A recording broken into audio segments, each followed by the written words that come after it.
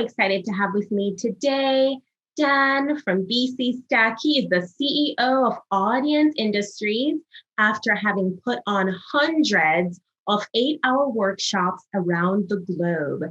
He's figured out how to make a full-time income online working 4 months a year. Oh my word, how incredible. Dan, it is so exciting to have you here today. Welcome to the Fearless Creator Podcast. How are you doing? I don't know if I'm fearless. I think that I may have a few fears. Okay. Well, we are gonna see how you push past those fears that you may have encountered to do the incredible things that you've been doing. Seriously. Yes. Seriously. So I want to ask you, because you truly, to be able to be at a point in your life that you're only working 4 months for the year and still have such incredible impact. I know you have some gems, you have some secrets probably that others can take with them as they're looking to fearlessly create and to cut back on all of the work and the hustle and still be able to make a good living. So how did you first go about finding your purpose, Dan? Well, that's an interesting question. I saw that beforehand that you were gonna ask that, and I was thinking about it. And I'm gonna say that there are defining moments in life that change the way you see the world. And one of those for me was my divorce, maybe 6 years ago.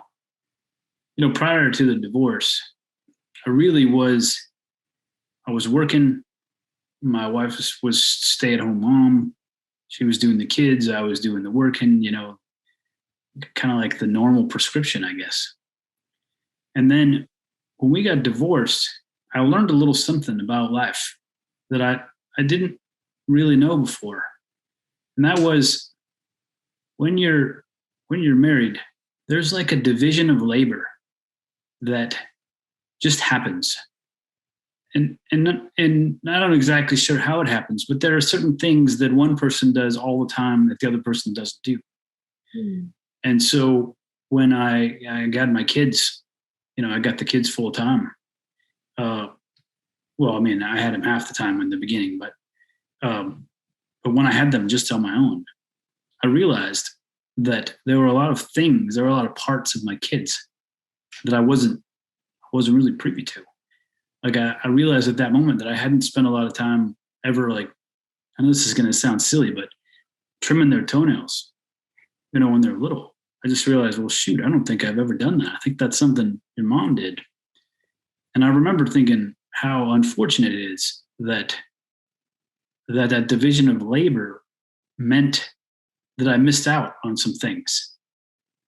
So my purpose at that moment in time and until my kids leave has become how do I raise great kids? How do I know them? More importantly, how do I know them? Not just be the dad, but how do I know them inside and out? And so, that division of labor broke down, obviously, when you're the only parent in the house. So then all of a sudden I was doing things I didn't do before. I was finally getting the full picture of who my kids were. And I realized that from a work standpoint, I had to figure out how to live so that raising the kids and getting to know them was still the top priority and that it didn't get trumped by work. So I would say that that's sort of where my current life's purpose is how do I make a living without it taking over the thing that I really want to do, which is be a dad. Wow. Your answer is so unique and different from what I hear from a lot of entrepreneurs who, sometimes the priority, and I recognize that you are very aware of the season that you're in, where you're wanting to pour in. You never get these years back when you're children, right? No, you don't.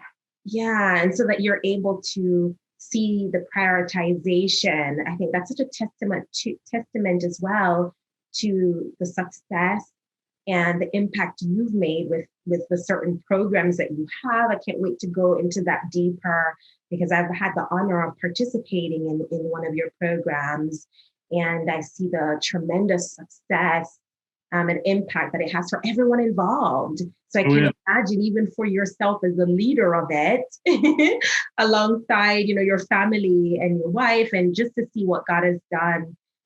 It's truly an encouragement. You are the epitome of a fearless creator. So I'm so glad you're sharing your purpose with us. And so now, with the purpose, I always love to integrate that with the passion.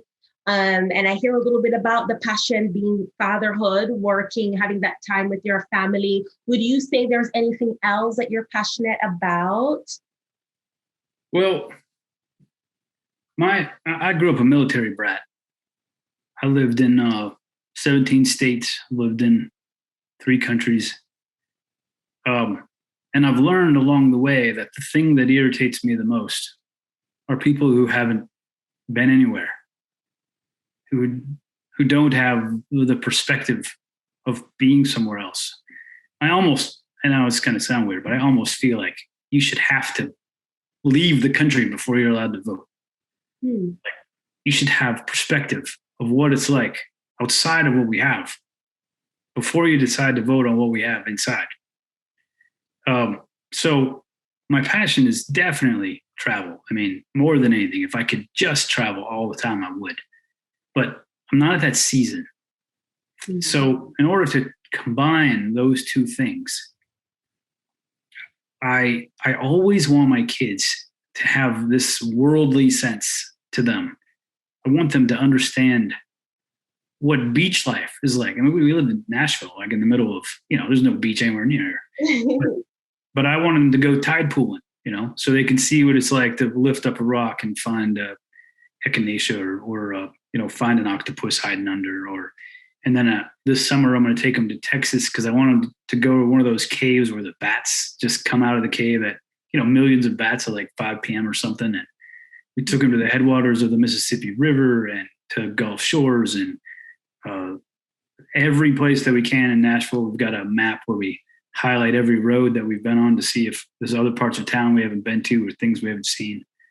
So travel and in that particular instance, I guess that'd be micro travel because, people do travel to Nashville as a vacation. Mm-hmm. So the idea that we live here and I don't embrace that idea, that concept, is important to me. So, we've gone to every waterfall within an hour of here. We've hiked all the cool places that you can hike. We've been to all the cool museums. Even this really cool private car museum in Nashville has got like really crazy tanks with bicycle tires and, just crazy. This guy collects crazy stuff. So I just want my kids never to feel like they've just lived in one place and they only have the perspective of one. I need them to really understand perspective from all different places. So for me, travel would be number one. Wow. That's so beautiful. Dan, once again, you're bringing another perspective as a fearless creator, seeing the value and that passion that you have. I feel like it's going to speak to a lot of us as we get ready to travel again. And, looking at the opportunities that are before us, expanding our horizons. I know just a lot of those who are younger, and just remembering myself as a young person going through the different educational system and the exposure you're providing for your children, where they're able to truly learn, even other languages or learn cultures, other ways of life because of where they're going, where they're traveling to. And at the end of the day, really exposure is everything, right? I think whether it's the book you're reading and the places that you are going to, they're going to expand the possibilities that you see for yourself and those who you connect with. And I think that's such a great example, even for others who have children. I know that schools don't require it. And I know the college I went to, they did highly encourage you to study abroad. And I took advantage of that opportunity. Yeah. And the exposure just left me changed. I was never the same. And to know the connections that resulted from just going out there, being on my own, being sheltered, and being kind of like, I am originally from another country. So of course that within itself means I was going to have exposure. Yeah. But just knowing that, I could know how to carry myself, even when I'm not with my parents, when I am kind of thrown into different sort of environments, the way that people are, knowing how to navigate those waters and territories and still be able to be who I am, like that identity. That's something that is priceless. Like you would never get unless you have had those exposure and perspective like you're giving to your children. So kudos to you, Dan, for having that passion within yourself and then giving your children that opportunity. It's tremendous, truly. Well, I'll tell you, when COVID started, we decided to take the kids out of school and homeschool. So for this last year, we've been homeschooling. And if you can't travel, that doesn't mean you can't expand. So my wife, she does the lion's share of the teaching. She was a homeschool teacher for 12 years, so she gets the whole thing. But I still wanted the concept of them being worldly to exist. So my class was taking the game, what's it called? Like, Are You Smarter Than a Fifth Grader? I think that's what it's called. And we went through every single question. And any question they didn't know, we wrote down on a piece of paper. So this entire year, we've been covering every single question and everything, are you smarter than a fifth grader? Even like, this last week, we watched 2 different Robin Hood movies.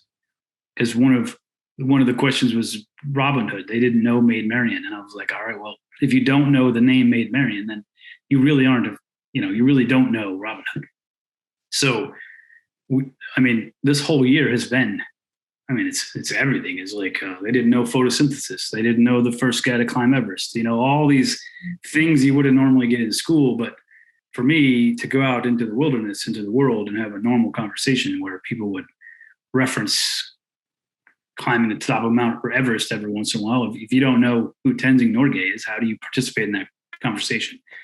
So that's what we've done for this whole semester or this year is tried to teach them everything that game said you should know by the time you were in 5th grade, even though we have 4 kids from 5th, 6th, 7th, 8th grade. There's so many ways that you can still continue to expand your world, even if you can't leave. Amen. Dan, you and your wife are so innovative. That's so incredible. I love that she brought that aspect, already having that background in homeschooling, and now you are taking that perspective where the world is your teacher, like all of these ways that you can really learn and immerse yourself. Jump rope, harmonicas. How many things can you be exposed to? Dribbling soccer balls on your knees, gymnastics. If you haven't experienced it, you have no opinion. Wow.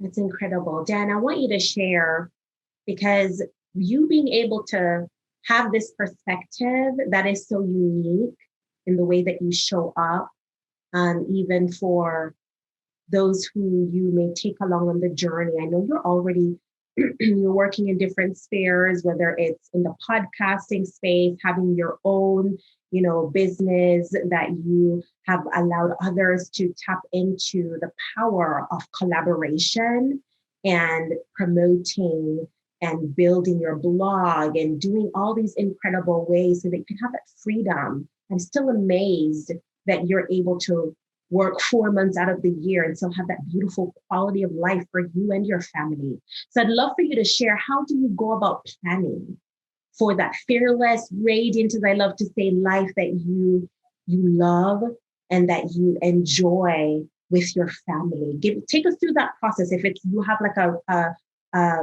regiment or routine that you take yourself on when you're planning, maybe daily or weekly or monthly, what does that look like for you?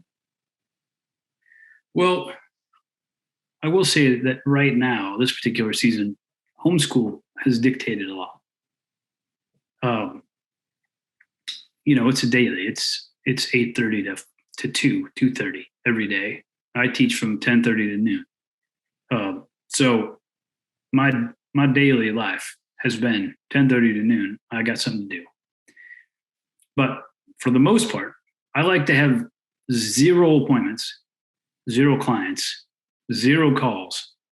I like to have nothing no appointments, nothing that will dictate my time. That's kind of like my particular goal.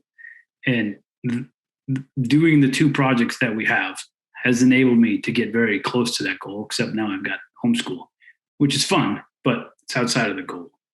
And then when you're divorced, you have an ex you got to deal with, which is also means, the kids got to go one direction, and you got to work within a framework that's largely outside of your control.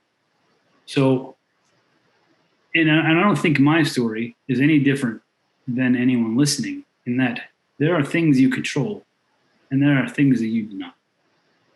And you have to somehow make peace with the things you do not and figure out how to work within the parameters. Because if you find yourself fighting the things you don't control, there's that whole Serenity poem, but it certainly doesn't make you productive. So my first advice for sure is just to make sure that you actually do figure out the things that you control and the things you don't, so that you can find some sort of peace. Because it's very easy to get mired in some sort of frustration over things outside your control. And then inside of that is to make sure that they truly are outside of your control. Like if you're frustrated with your job, like you can get another job. That's not necessarily outside of your control. So make sure that you know that. So for us, knowing that is critical. And we have and maybe your audience should get this, but we have from Amazon a wall calendar that is dry erase, and in the entire year is on the calendar. Mm-hmm. And if I don't know what I would do without being able to see the entire year at all times, all the things going on in September and June and July, because when you see a whole, it gives you hope, like there is an opportunity to take advantage of a whole. But if you can't see it, if it's not on the wall and you can't see that all of July is currently open, you don't have any plans, then where does the hope come from that you can do something in that time? Like you have to invent it then. But if it's just on the wall and you got all these like things written on and appointments and all this other stuff, you could see a whole, like, holy mackerel, that is a time for us to do something fun. I don't care that it's in October. I can see the whole right now. I'm going to fill it with fun. So I guess from a daily routine or a monthly routine, my main goal is to make sure that I can always see that calendar when I'm working. Like I got to be able to see what's available in my life, what opportunities that I have. And then the second thing is I actually have 3 notebooks. I've got a notebook that has to do with clients and calls, meetings, like podcast interviews, things that I know that have a date. And then I've got a work notebook. My notes, my daily stuff. I'm going through things that I can rip pages out once I've done all the tasks. And then I have the big hairy goals notebook. And it's like, here's the things that we want to do this year. And one of those things is Rachel's writing a second book, and we're going to get it published through a big publishing house. So at any point in time, if I get mired in the daily minutia or frustrated or stuck or somehow I'm just off track, I go back to the main notebook and I'm like, all right, these are the goals of our life. Like these are the things we're trying to accomplish. Like if any of the stuff that's currently bogging me down does not adhere to those things, I can immediately get rid of it. Like, you know what? I don't even know why I am doing that in the first place. I shouldn't be doing that. I just get rid of it. And sometimes that's hard because you promise something to someone, but you know what? Sometimes, you got to stick to the goals. So if it wasn't for the goals notebook, I think that I could find myself off track. I could find myself taking a path. I could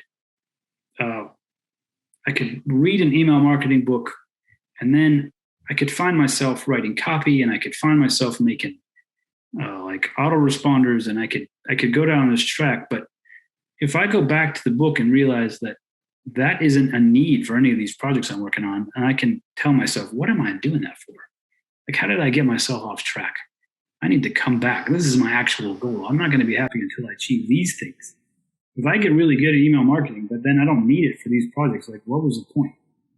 So I would say the Big Hairy Notebook and the calendar on the wall are the things that keep me grounded so that we can focus on work and focus on family. Wow, I love that. Dan, when I saw you giving us that visual, right? And I love the dry erase. I'm looking, I've never seen the one for the full year, but I have one right now on my wall. I'll probably take a picture of it and insert it in the show notes of this episode. And if you want to send yours, but I think it's so incredible because that's what I found, just having that dry erase calendar where I have it before me each and every day in my home office. I can look at it.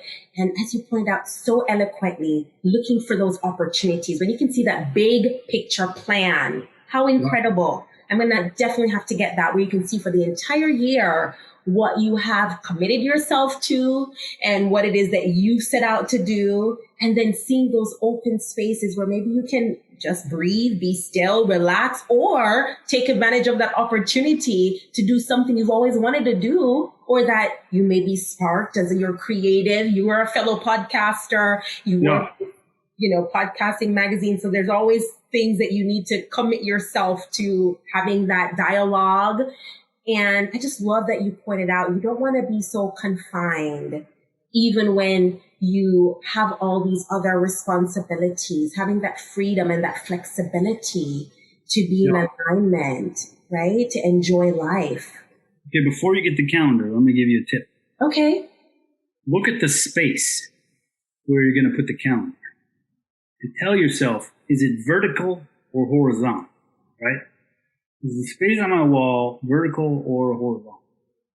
And then, if it's horizontal, you want to find yourself a calendar where January, February, March are horizontal on the left side, not across the top.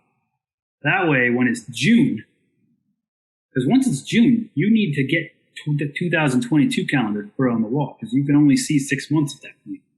Then you want to actually take the scissors and cut the entire left-hand side of the calendar off. Put both calendars on the wall. But if you have a vertical wall, then make sure that January, February, March are horizontal on the top of the calendar so you can cut the top off when it's time for the second calendar. Think about your space. Like, how am I going to make the space fit my life instead of my life fit the space? Wow. So powerful. So you're kind of giving us an inside look, maybe a tip as to how you go about being able to take off certain amount of time in your year. Is that how you make the best of or the most out of like that 4 months or just these calendar amount of things that you're going to work? Well, we have 2 projects that we do a year. PC Stack this week. And then we have Podcaster's Kit in October. These are our 2 products. Now, Rachel runs a blog. It's got 1 million fans. She writes all the time. She's got a book. We've got a store, which we sell a bunch of products. But ultimately, we want all of our income to come from the 2 products, which is June and October.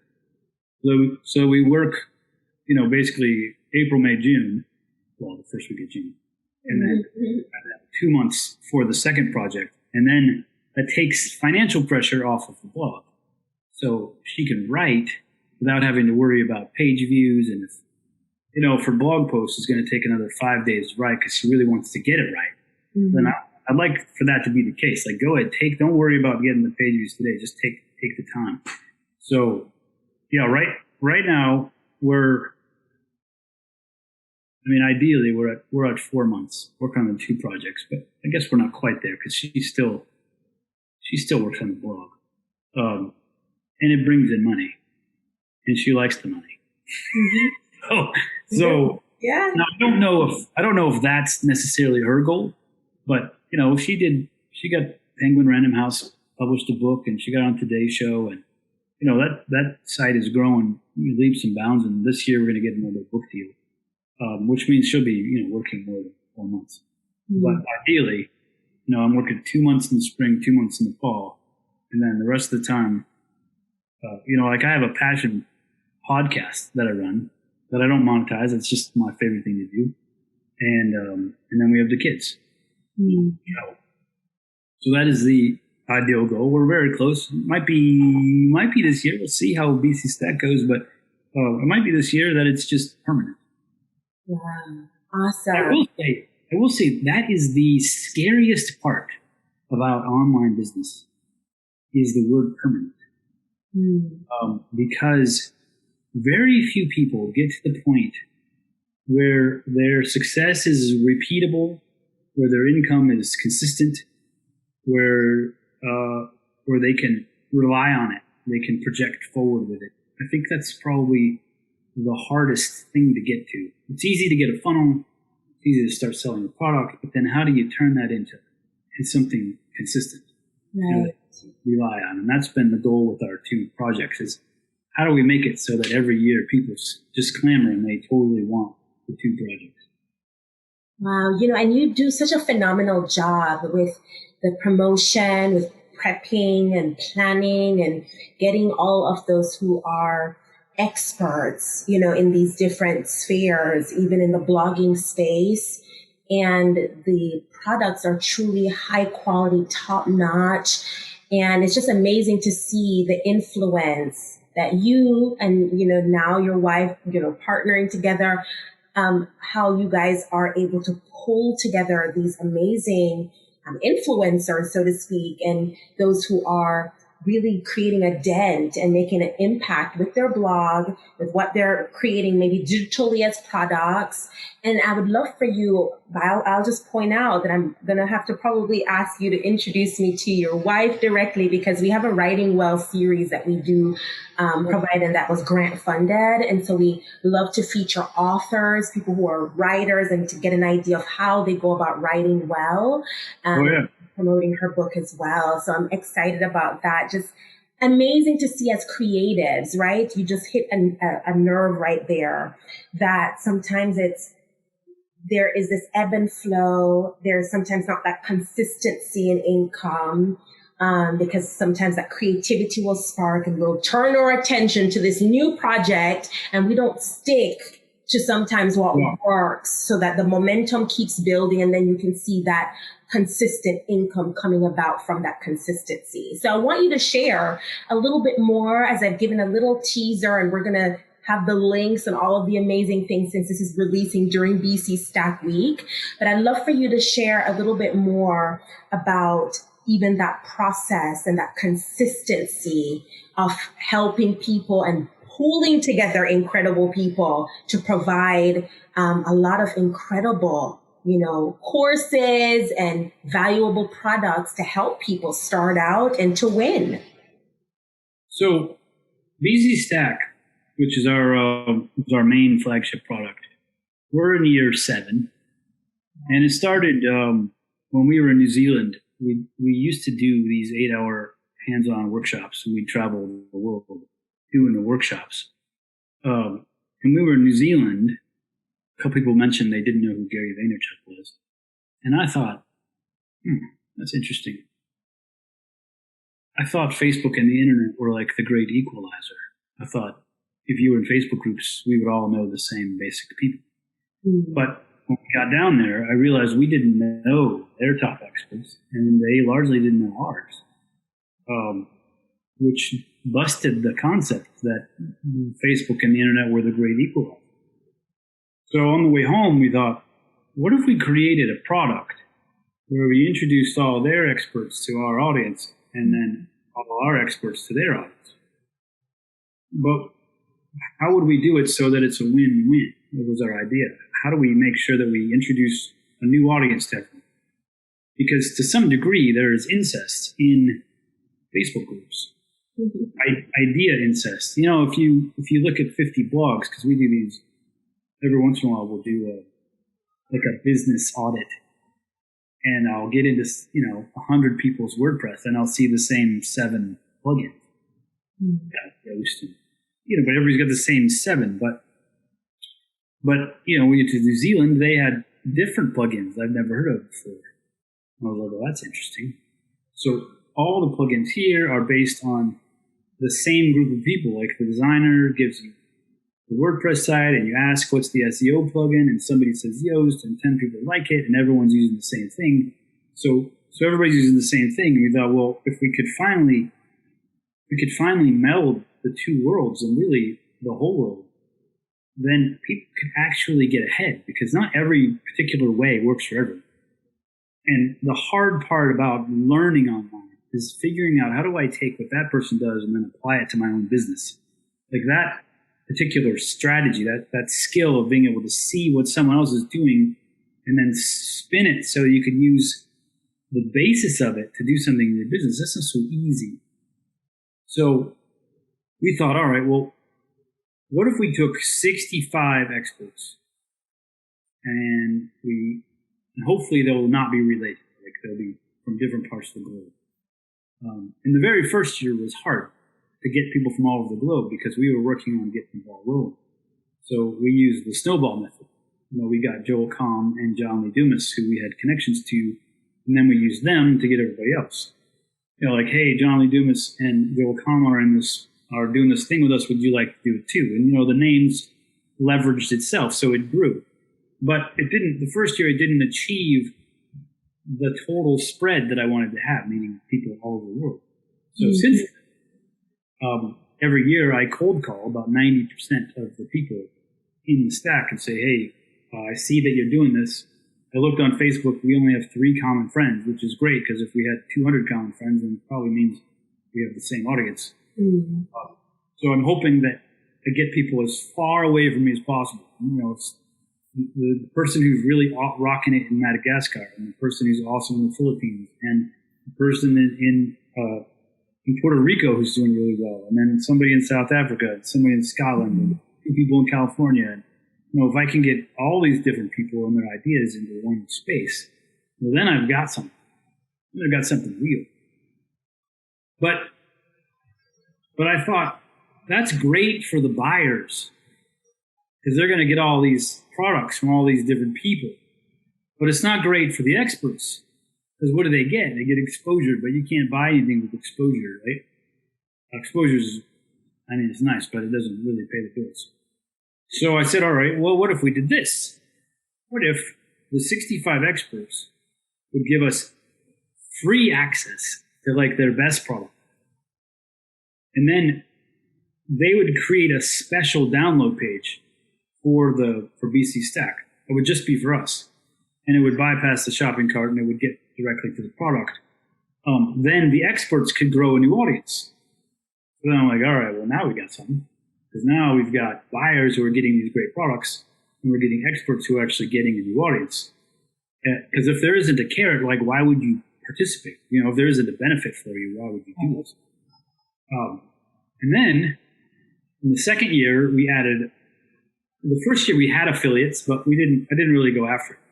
In the second year, I thought, what we really need is we need a ton of affiliates. So I actually raised the price so that I could pay the affiliates. So the win-win-win nature of BC Stack is that these contributors bring in these great products, so the buyers get these great products. And then the contributors get a brand new audience, and it's a really good targeted filtered audience. Because an affiliate will say, hey, there's this cool digital marketing sale going on. Click here to find out about it. And if you don't care about digital marketing, you don't even click. Mm-hmm. Right? So that's the first filter. And then you get to the sales page, and it's got all these lists of products, and there's Pinterest and Clubhouse products, and making money online, and WordPress, and all these different products. And if you don't have any interest in that, you don't press the buy button.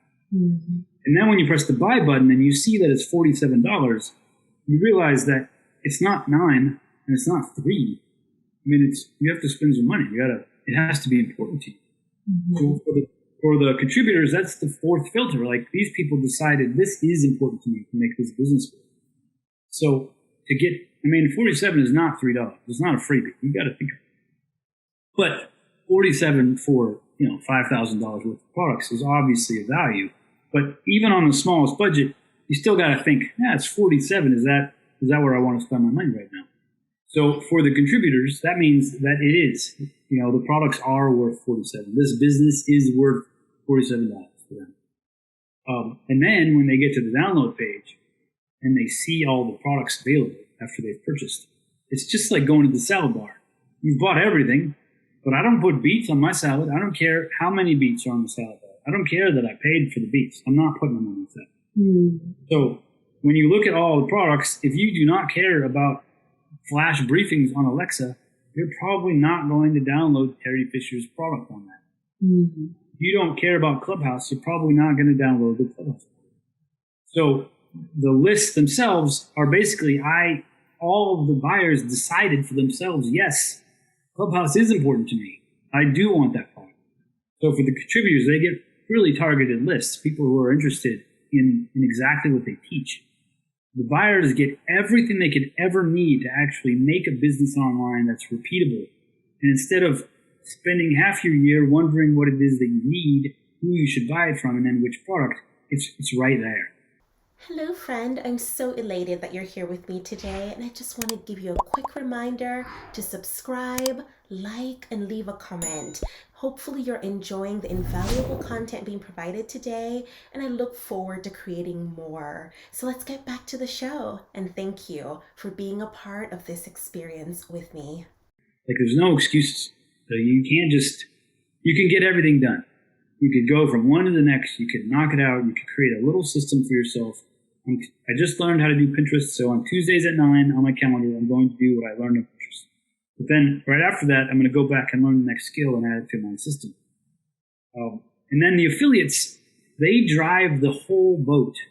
We have like 500 or 1,000 affiliates somewhere in there this year, and they make the money. They make 50% of the purchase price, and then they also get somewhere $20,000 to $25,000 in cash bonuses to get them going even more. And then we use some of the money to pay for ads. But they're the life force. All the work they do all year to create lists for themselves in the different parts of the world, they leverage those lists to help the contributors grow even more. And for them, this project feeds their family. We pay 60 people every year more than $10,000. Jennifer Maker made $22,000 last year, and she built a home office, a whole studio for her YouTube thing. So it's a huge deal for everyone. You get a bunch of products, or you make a bunch of money in June. You can do a bunch of work from June 13th to 19th, and you get paid on the Sunday, 21st. I mean, that's pretty cool. So the whole thing has really turned out to be something spectacular. And then every year we try to have 80 to 90% new people in the stack. There's a few holdovers, a few people that are really loyal, a few friends, a few people that are really great affiliates that I would hate to lose. But otherwise, the goal is if you buy this year, next year it will be totally different. There won't be the same people, the same products. And even if there's an overlap in products, it's probably not even from the same country.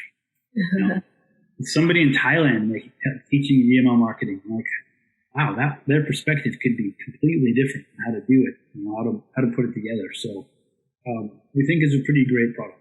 It really, really is. I'm so grateful you took the time to break it down. Just as a contributor myself and someone that really champions others to become affiliates. I mean, you pointed out the impact and the possibility. I love that you look for opportunities to develop and to build up others who may be contributing. Even this year, knowing that the products are going to be brand new, products that you wouldn't really be able to find anywhere else, but these are experts, right? That actually have not just talked the talk, they've walked the walk, they've seen results.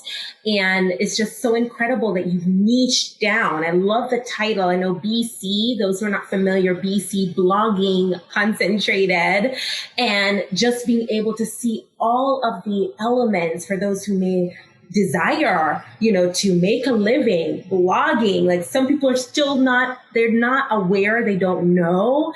And just to be able to get these quality resources from people who have done it, they've been able to build, they're at 6-figure, have just blown it out of the water. Now, like you said, building studios, their YouTube channels, just all these ways of creating passive income, doing what they love. And so just being able to have access to like even in a way to their coaching, to their resources that would otherwise cost thousands of dollars, and just paying that one price, and being able to have that access. I mean, that is everything. Access. Well, let me give you a success story that's not related to Stack, but it's not the kind of success story that Gary Vaynerchuk talks about or Tony Robbins. And that's my parents. My parents are retired from corporate America. My dad was military, so he's retired from the military. And they run frontporchideas.com. And I think they've been doing it for a decade now. But in year 3, they were making 6 figures from Front Porch Ideas. And they don't sell anything. They don't have products.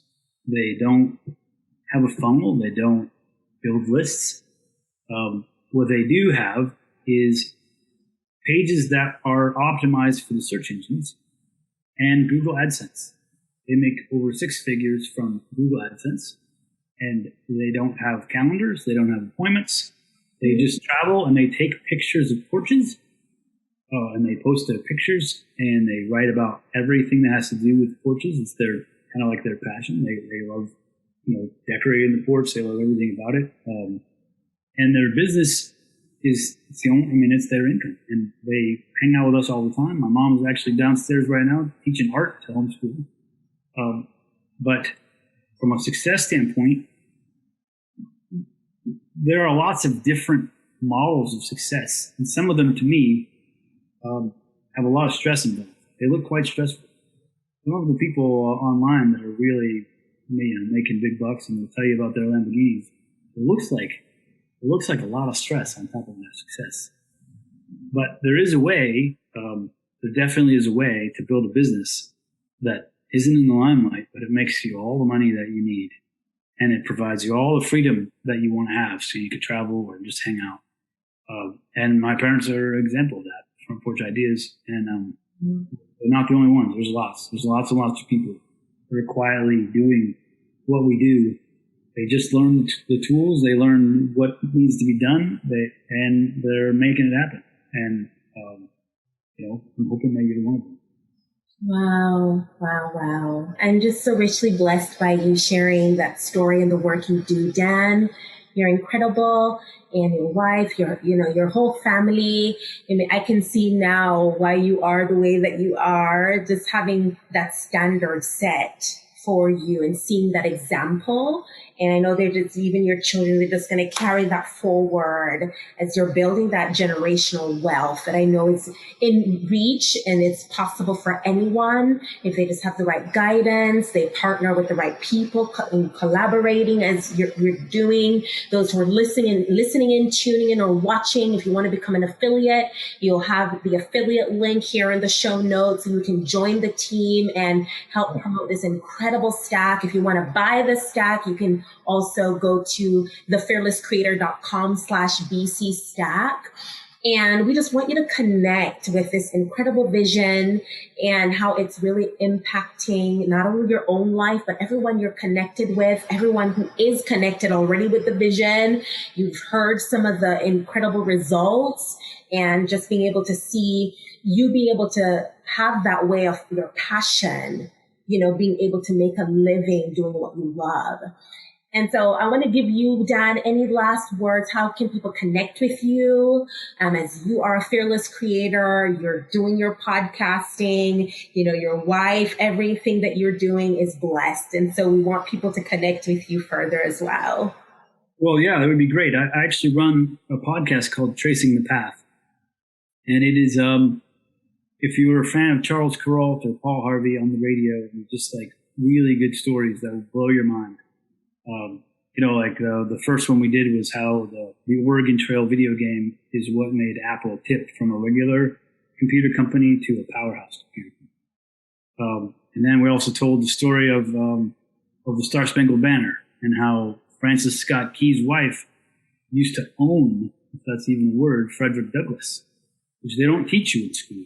The guy who created the national anthem was a slave owner, Frederick Douglass, and the whole story of that and how it came about. And, just the stories and it's almost always tied to the 20th century. But for me, it's not monetized. It's just something we like to do, and I'm hoping that I can eventually just do that. That's kind of my idea. Otherwise, I'm Dan R. Morris on all platforms. I added the R because Dan Morris was hard to win back in the day, but Dan R. Morris was not so hard to win, so I won it. And if you are at all interested in BC Stack, or even helping us to share it with more people, because you probably know somebody who could use the resources, then use Stacy's link and help us share it, because we can't reach everyone. And there are people who just need one way, like just need access to something so they can get started, so they can turn their dreams and and maybe change their life. Maybe a single mom who just needs help. This is a way. This is the chance when she's not working and the kids are in bed, she could start building something that will change your future. So we could really use your help finding all the people who can't reach anyone. Otherwise, I really appreciate having you. Wow. Thank you, Dan. It's been such a delight. And you all listening, tuning in, you've heard it from the boss himself, Dan R. Morris. Just make sure to connect and be able to really see this vision enrich your life and what it is that you're hoping to achieve as a fearless creator, so you can fearlessly create and do what you love. Thank you again, Dan. Good time. Appreciate it. Bye.